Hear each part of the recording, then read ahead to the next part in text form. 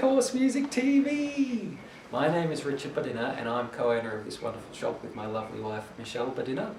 Now today I'm reviewing the PX150 digital piano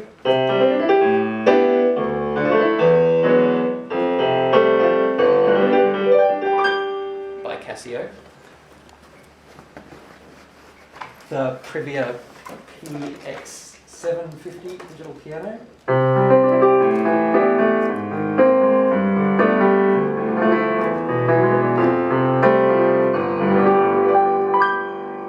and the Casio Privia PX850 digital piano.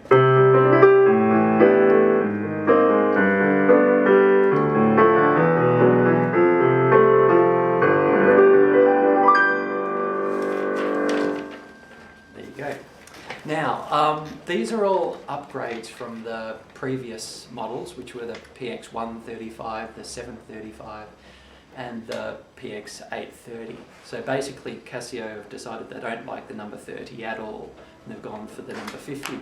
And that's basically the whole difference between them. There's nothing else. End of video. No, just joking.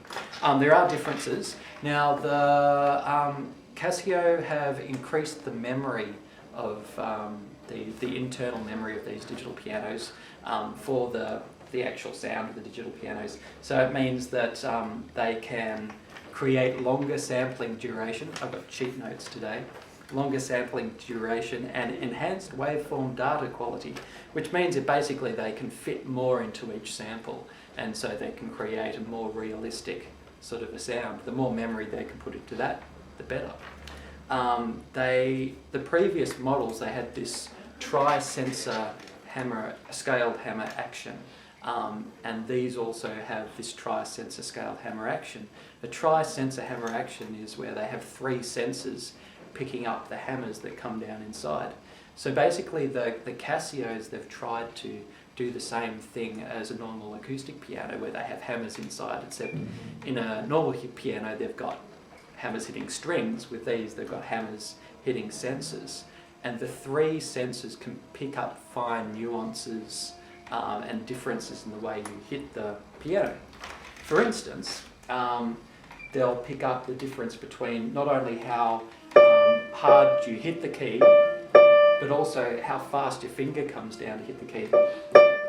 Because you could be hitting with the same amount of pressure, but if your finger's coming down faster, it should make a different sound. They're trying to recreate what happens with a grand piano, same sort of thing. Also, it'll pick up the difference between when you hit the key and you take your finger off quickly, or you hit the key and you take your finger off slowly. It decays slightly slower. I mean, it's something that's very, very small, but they have gone into very fine detail. It says relies on the weight of the hammer as opposed to using springs. Yes, I've mentioned that. They've even tried to emulate the difference between the timing of the different sized hammers.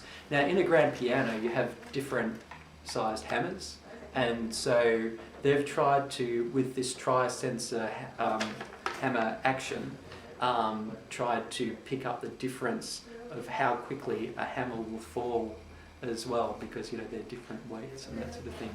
So it's pretty complicated stuff, and there's a huge lift in their specs. There's a huge list of other things that they do to try to make it more like a piano sound.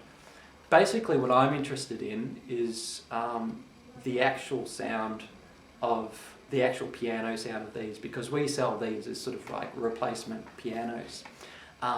Now, the previous range were fantastic. We sold millions and millions of the PX730 and the 735, and they sounded better than a lot of new pianos that are like 3 times the price and that sort of thing. With the 130, the 730 and the 830, they tend to be clearer than the previous models. What I might do is go over and play the 130 and then play the 730 and then play the 830 again.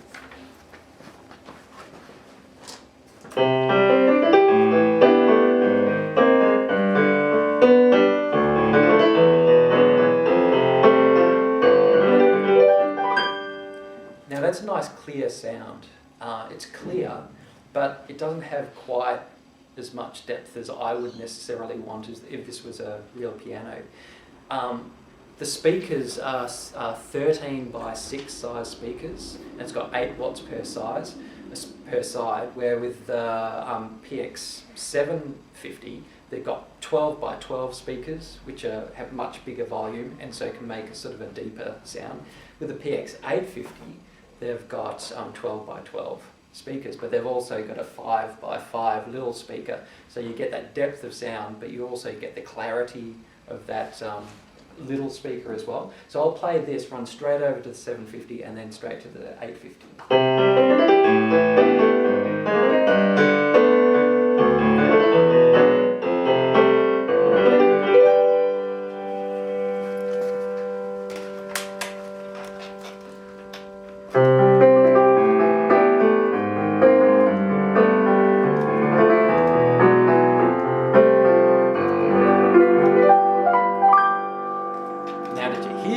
In bass, I mean, maybe through the computer speakers it might not come out as much, but the difference is enormous. And basically, you're sort of paying a price for that one being more portable. It has little butterfly clips underneath.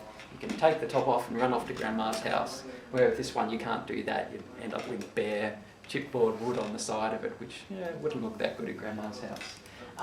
So the difference in depth is pretty significant. As far as the features go, they're pretty similar. They've got only limited number of different sounds. They're not trying to be a keyboard that has hundreds of sounds or anything like that. It's pretty much trying to be a piano replacement, except with the glory of never having to tune it and being much more compact and that sort of thing. Then when you go over to the 850, maybe I'll play this again so you get the direct comparison.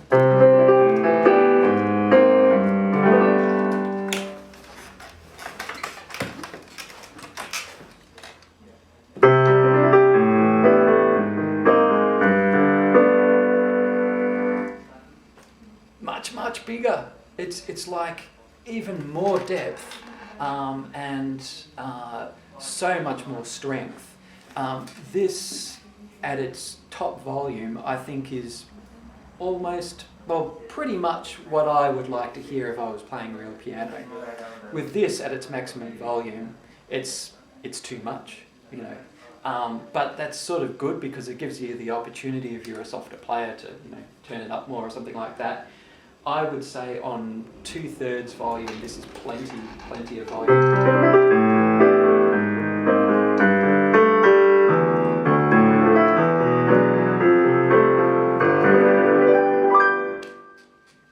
Awesome. The previous models, the PX730 and 735, up to the PX830, as opposed to the 750 to the 850, the difference between those, slim difference. You'd go, oh yeah, should I pay the difference? Maybe not, most people said, because the PX735 was just enormously popular. The difference between these two is just an enormous chasm. It is just so worth the difference in the money. Now, the PX830 as well has this wonderful little lid. It's not just to make the piano talk, hello, I'm a digital piano. No, it's not just for that. It's also, just like a grand piano, the speakers aren't actually, pointing up here or anything like that. It's sort of allowing the sound of the cabinet out through these speakers. And you get, I'll play the difference. You get this sort of, when you open it up, a burst of extra volume and also extra sort of clarity, because you get more string noise, strangely, because there's no strings in there. But I'll play the difference.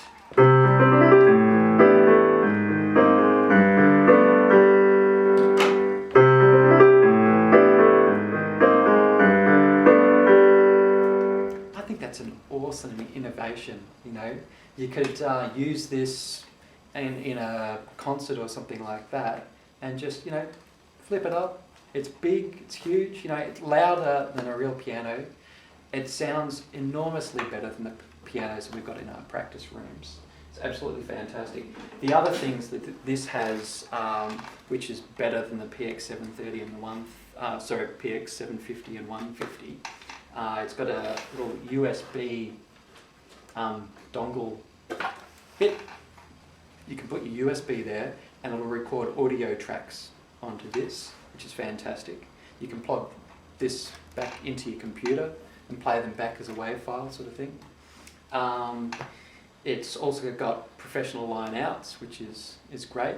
The other thing that's an upgrade for all of them that I haven't mentioned is the keys have this sort of less slippery thing going on. The previous models, they were, like if you got quite sweaty, you could slip around a little bit, where these sort of have a bit more of an ivory and ebony sort of a feel.